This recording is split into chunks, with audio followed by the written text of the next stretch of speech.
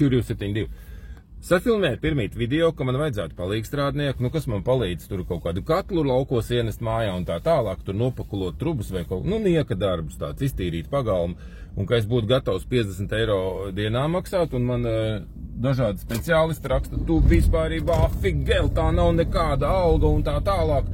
Un es uzfilmēju video, ka kur tad ir tās vietas, kur pelna tie cilvēki to 100 dienā uz rokas, ja?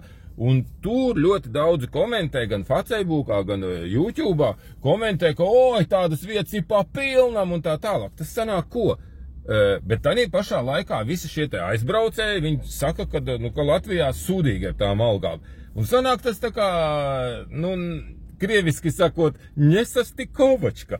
Kā tas sanāk? Tad visi saņem to vismaz sotaciņu uz rokas, ja, kas ir 500 nedēļā, kas ir 2000 mēnesī. Visi komentātori Latvijā saņem tādas algas. 2000.